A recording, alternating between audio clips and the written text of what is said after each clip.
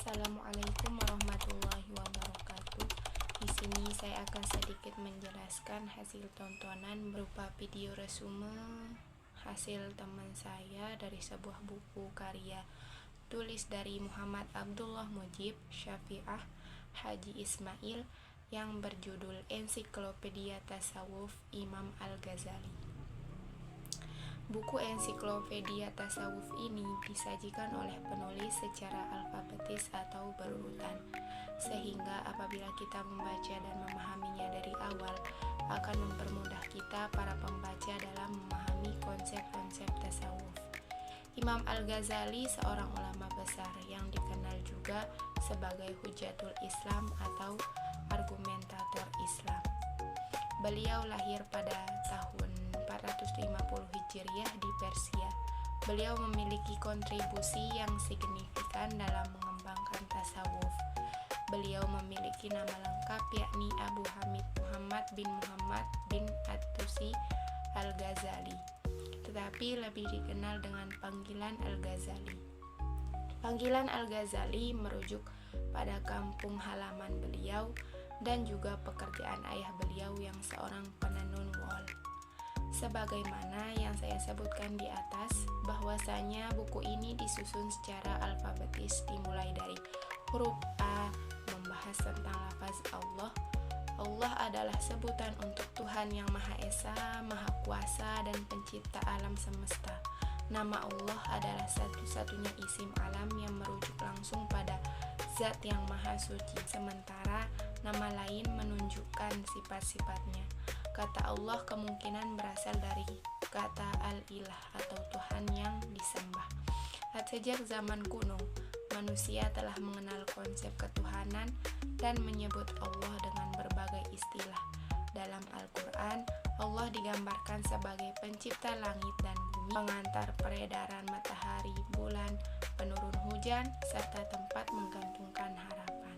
Masih di huruf A selanjutnya dibahas tentang abadah. Di dalam bahasa Arab, abadah yang berarti hamba atau budak, menunjukkan bahwa manusia adalah hamba Allah yang tunduk dan patuh taat padanya.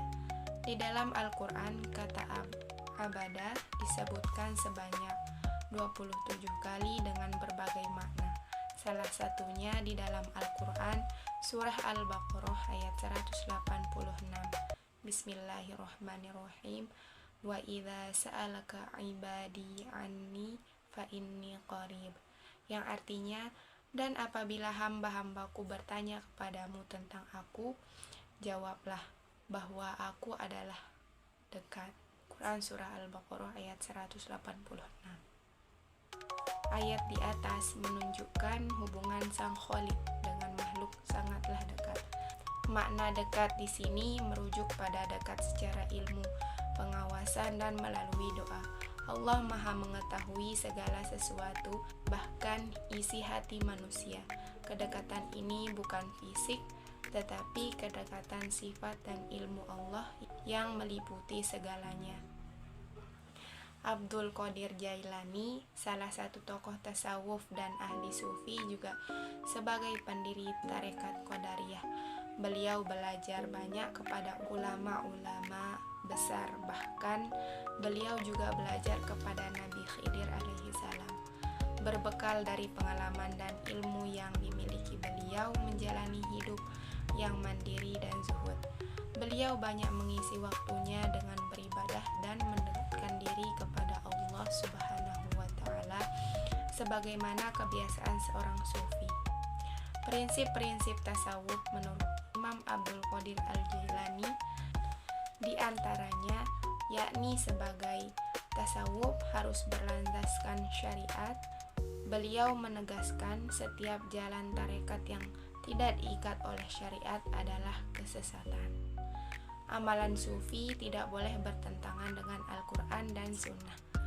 Ibadah, muamalah, dan akhlak harus tetap sesuai syariat, baru kemudian diisi hakikat.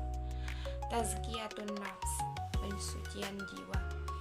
Menurut beliau, nafsu adalah musuh utama seorang salik, lebih berbahaya daripada setan. Menekankan pentingnya membersihkan hati berhenti dari sifat tercela seperti ria, sombong, hasad, cinta dunia. Zuhud terhadap dunia. Zuhud bukan berarti meninggalkan dunia, tetapi tidak menjadikan dunia tujuan. Dunia hanyalah sarana untuk taat dan beribadah.